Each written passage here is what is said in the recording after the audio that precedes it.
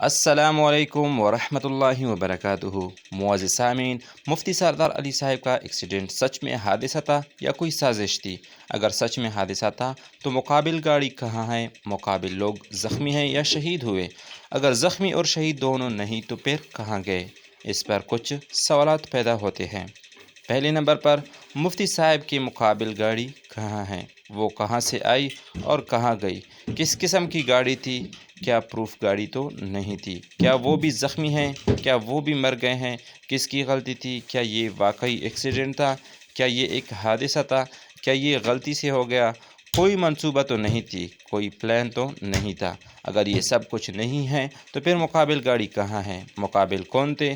مقابل زخمی نہیں، شہید نہیں، تو پھر کیا وہ جن تھے کہ غائب ہیں؟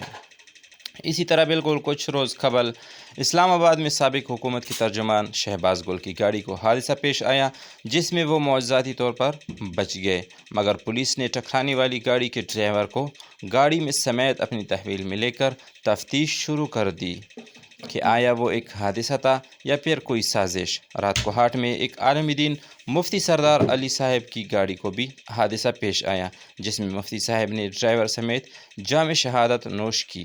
ٹکرانے والی گاڑی اس وقت کہاں ہے؟ کیا اس میں جو لوگ سوار تھے ان میں بھی کوئی زخمی ہوا ہے یا کسی کی موت واقع ہوئی ہے؟ کسی کو کوئی خبر نہیں ہے۔ مفتی صاحب کوئی عام شخصیت نہیں تھے، وہ ایک پاپولر عالم دین تھے۔ اس کی چاہنے والوں کی تعداد لاکھوں میں ہیں۔ ہم سب گورنمنٹ آف خیبر پختونخوا سے گزارش کرتے ہیں کہ اس کی پوری تحقیقات کروائی جائے کہ تاکہ یہ واضح ہو سکے کہ آیا یہ ایک حادثہ تھا یا سازش۔ شکریہ۔ معزز ناظرین، اس واقعے کو مزید جاننے کے لیے ہمارا چینل سبسکرائب کریں اور بیل آئیکن کو دبائیں تاکہ آئندہ کی انفارمیشن آپ کو اپنی وقت پر پہنچ سکے۔